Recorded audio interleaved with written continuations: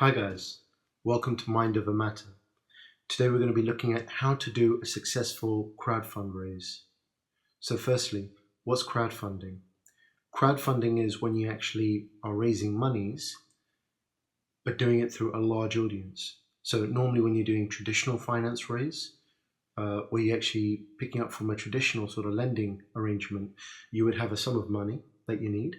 There'd be a relatively few people. They'll be writing out a check. So it'll be a large sum, a relatively large sum, and a few people that'll fill that gap, the funding that you need. In crowdfunding, that same gap is filled by a large crowd, and each will be writing a small check, a relatively small amount. So the benefits of that, why would you go for a crowd fundraise? You would go for a crowd fundraise because it is an easy, low cost, and cheap way of raising funds. And how can you use those funds? Well, you can use it for actually testing out your product, testing out your business idea, and if it's successful, to then be able to successfully launch and to give it the legs that it needs. Crowdfunding, if done properly, can be very, very effective in being able to get you access to funds which are low risk and cheap. An example of a successful campaign, just to give you an idea how effective it can be, the Pebble Time Watch. They came on the market. They actually used a platform to be able to raise funds, and within an hour, less than an hour, they were able to raise more than $1 million. That's the kind of traction it can gain, and that's the kind of effect it could have for your organization. But how would you do it? What would you need to do to be successful with your campaign?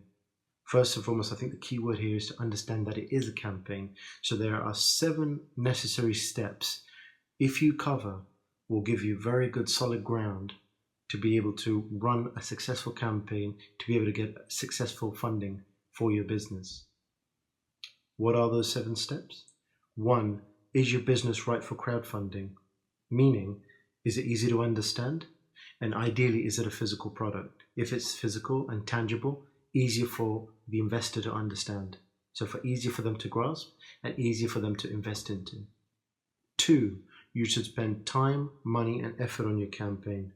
Doing so will translate as showing that you care about the product. It shows that you've actually taken the time and you've actually invested time and resource into what you're actually presenting across to the investor, and you'll be respected more for it. 3, you have to be ready to sell. About 20% of the funding that you can get through on crowdfunding will come through from the platform's traffic. The remaining will actually come through from your network. So you have to learn to sell and be able to sell to your network. I would devise a 3-pronged strategy. 1, to understand your network, define your network, understand exactly who the target audience is that you're actually going to be putting this campaign forward to. Who will be receptive to this proposition? 2, to actually then be able to communicate directly with the donor, i.e. the investor. So there's no middle people, you are talking directly with them, so there is no loss in translation. And 3, using the correct channels of communication. I would use 3, which are recommended: face-to-face, going to events, such as product launch events, and 3, phone follow-ups. I would avoid social media for 2 reasons. 1, there's too much social media posting out there. So for you to put something as important as this with other social media messages that are out there, you will inundate the reader, the listener, or the audience, and therefore they may not pay attention to it and give it the level of importance that it needs. And 2, outside of that, you also need to make sure that you address it to them personally. If it's impersonal, you will not capture their attention. They will not give you the full and undivided attention and to your campaign. 4, invest in a quality video. You would do this for 2 reasons. 1 is to actually give a story, a journey that you've been on as a founder of the business, so they can actually buy into your story. If they buy into your story, it makes it compelling for them to also follow the product. Or 2, you actually go down the route of being able to demonstrate your product. An example of this would be Apple. Apple will actually do a lot of adverts out there where it shows you the features of how the product works. By being able to see how the product works, you're actually showcasing the technology. You're showcasing what it's about and what it can do. A few seconds of visual speaks 1,000 words. So it's a very effective way of being able to get your message across using video.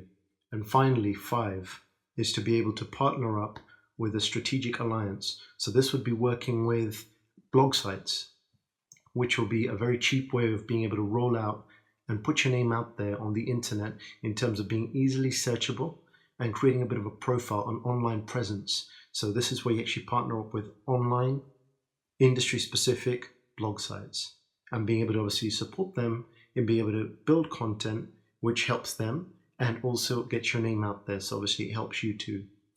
I hope this post was helpful, and if so, please subscribe to my channel. Thank you for tuning in, and see you in one of our other videos. Thank you.